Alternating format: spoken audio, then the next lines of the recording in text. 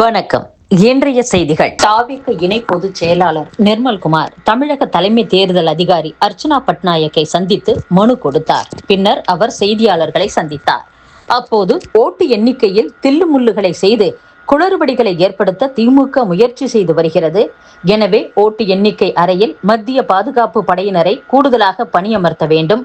தபால் ஓட்டுகள் யாரிடமிருந்து எங்கிருந்து வருகிறது என்பதை பதிவேட்டில் கட்டாயம் குறிப்பிட வேண்டும்.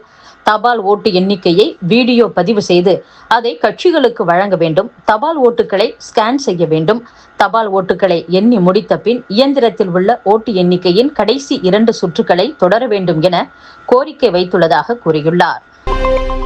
வழக்கை வாபஸ் பெறாவிட்டால் நடப்பதே வேறு என மர்ம நபர்கள் மிரட்டல் விடுப்பதாக போலீஸ் எஸ்ஐ இசக்கி ராஜாவால் துப்பாக்கியால் சுடப்பட்ட பனை தொழிலாளி மணிகண்டன் கூறியுள்ளார். தென்காசி மாவட்டம் ஆலம்குளத்தை அடுத்த மருதப்புத்தூரை சேர்ந்த மணிகண்டன் என்பவர் பனை தொழிலாளி ஆவார். இவர் கள் வியாபாரத்தில் ஈடுபடுவதாக குற்றம் சாட்டி போலீஸ் எஸ்ஐ இசக்கி ராஜா துப்பாக்கியால் காலில் சுட்டதில் காயமடைந்து மருத்துவமனையில் சிகிச்சை பெற்று வருகிறார். அவர் வீடியோ ஒன்றை வெளியிட்டுள்ளார். இதில் நான் பனை தொழில் செய்து வருகிறேன்.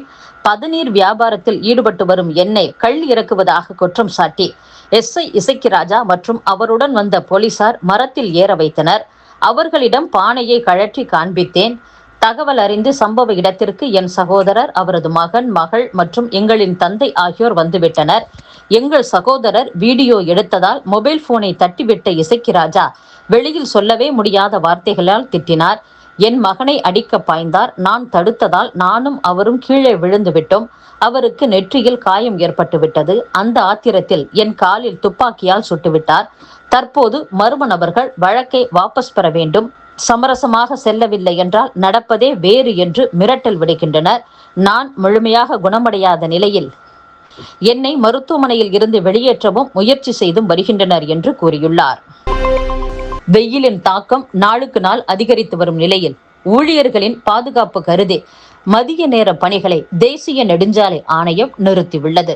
கோடைக்காலம் துவங்கியது முதல் தமிழகம் முழுவதும் வெயிலின் தாக்கம் நாளுக்கு நாள் அதிகரித்து வருகிறது. இதன் காரணமாக பாதுகாப்பு கருதி மதிய நேரங்களில் வெளியே நடமாட வேண்டாம் என வானிலை ஆய்வு மைய அதிகாரிகள் அறிவுறுத்தி வருகின்றனர்.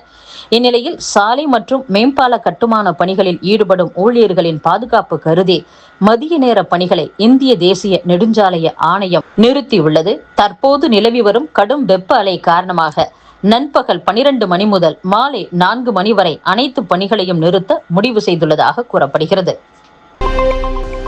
புதுச்சேரி கம்பன் கலையரங்கத்தில் கடந்த 2019ஆம் ஆண்டு நவம்பர் மாதம் விடுதலை சிறுத்தைகள் கட்சியின் மகளிர் அணி சார்பில் நடந்த நிகழ்ச்சியில் அக்கட்சி தலைவர் திருமாவளவன் பங்கேற்று பேசினார். அப்போது அவர் இந்துக்களின் உணர்வுகளை புண்படுத்தும் வகையில் வெறுப்பு கருத்துக்களை தெரிவித்ததாக இந்து முன்னணி பொதுச் செயலாளர் TN கண்ணன் புகார் அளித்திருந்தார். அதன்படி புதுச்சேரி உதியாஞ்சாலை போலீசார் திருமாவளவன் மீது வழக்கு பதிவு செய்தனர். புதுச்சேரி தலைமை குற்றவியல் நடுவர் நீதிமன்றத்தில் நிலுவையில் உள்ள வழக்கை ரத்து செய்ய கோரி சென்னை உயர்நீதிமன்றத்தில் திருமாவளவன் தாக்கல் செய்த மனு நீதிபதி AD ஜெகதீஷ் சந்திரா முன்பு விசாரணைக்கு வந்தது. மனுதாரர் தரப்பில் கல்விக்கு எதிரான சனாதன கொள்கை என்ற அடிப்படையில் தான் திருமாவளவன் பேசினார். வெறுப்பு பேச்சு எதையும் பேசவில்லை. 3 ஆண்டுகள் மட்டுமே தண்டனை விதிக்கக்கூடிய பிரிவுகளில் பதிவான வழக்கில் 6 ஆண்டுகள் தாமதமாக குற்றப்பத்திரிகை தாக்கல் செய்யப்பட்டு உள்ளது என்று கூறினர். இதை ஏற்ற நீதிபதி திருமாவளவனுக்கு எதிரான வழக்கை ரத்து செய்து உத்தரவிட்டுள்ளார். கிருஷ்ணகிரி மாவட்டம் கெலமங்கலம் அருகே செட்டிப்பள்ளி கிராமத்திற்கு வேனில் வந்த 20க்கும் மேற்பட்ட கிறிஸ்தவர்கள் வீடுகள் தோறும் கிறிஸ்துவ மதம் சார்ந்த துண்டு பிரசுரங்களை வழங்கி கிறிஸ்தவ மதத்திற்கு மாறினால் நல்லது நடக்கும் என்று கூறியுள்ளனர். ஆண்கள் வேலைக்கு சென்றிருந்த நேரத்தில் எந்த அனுமதியும் பெறாமல் கிராமத்திற்குள் வந்து எவ்வாறு மதம் மாற்ற முயற்சி செய்யலாம் என கேட்டு அக்கிராம பெண்கள் அந்த கிறிஸ்தவர்களை முற்றுகையிட்டு வாக்குவாதத்தில் ஈடுபட்டனர். அதனால் அவர்கள் வேனில் அங்கிருந்து தப்பிச் செல்ல முயன்றனர். வேனை கிராம மக்கள் சுற்றி வளைத்தனர். பிரச்சனை பெரிதாகவே கெலமங்கலம் போலீசார் வந்து 20க்கும் மேற்பட்டோரை ஸ்டேஷனுக்கு அழைத்து சென்று விசாரித்தனர். அதை அடுத்து இதுபோல மீண்டும் நடந்து கொள்ளக்கூடாது என்று எச்சரித்து அனுப்பினர். அதே போல தேன்கனிக்கோட்டையை அடுத்த குந்துக்கோட்டை, மஞ்சுமலை, மஞ்சுகொண்டப்பள்ளி, அந்தேவனப்பள்ளி, நூருந்துசாமி மலை உட்பட பல்வேறு கிராமத்திலும் வாகனத்தில் வந்த 50க்கும் மேற்பட்ட கிறிஸ்தவர்கள் வீடுதோறும் துண்டு பிரசுரங்களை வழங்கி மத மாற்றம் செய்ய முயன்றனர். அவர்களை தேன்கனிக்கோட்டை போலீசாரிடம் கிராம மக்கள் பிடித்து கொடுத்துள்ளனர். உயர்நீதிமன்ற மதுரை கிளை வளாகத்தில் கண்ணகி, பாண்டியன், நெடுஞ்செழியன் சிலைகளை நிறுவ தாக்கலான வழக்கில் தமிழக அரசின் நிலைப்பாடு குறித்து தெளிவுபடுத்த அந்நீதிமன்றம் உத்தரவிட்டுள்ளது.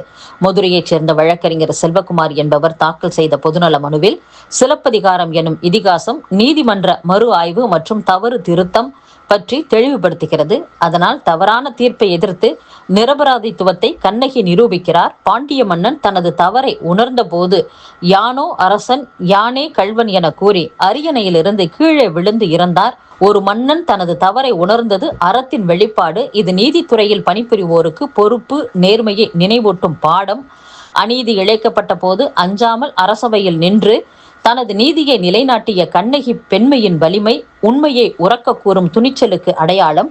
இருவரின் சிலைகளை உயர்நீதிமன்ற மதுரை கிளை வளாகத்தில் நிறுவுவது சட்டம் அனைவருக்கும் சமமானது. அதிகாரம் தவறாக பயன்படுத்தப்படும் போது அதை சரி செய்யும் வலிமை நீதித்துறைக்கு உள்ளது என்பதை எதிர்கால சந்ததியினருக்கு உணர்த்தும் உயர்நீதிமன்ற கிளையில் இருவரின் சிலைகளை நிறுவ வலியுறுத்தி தமிழக வருவாய்த்துறை, சட்டத்துறை முதன்மை செயலர்கள் சென்னை உயர்நீதிமன்ற தலைமை பதிவாளருக்கு மனு அனுப்பினேன். அதற்கு பரிசீலிக்க உத்தரவிட வேண்டும் என்று கூறியிருந்தார்.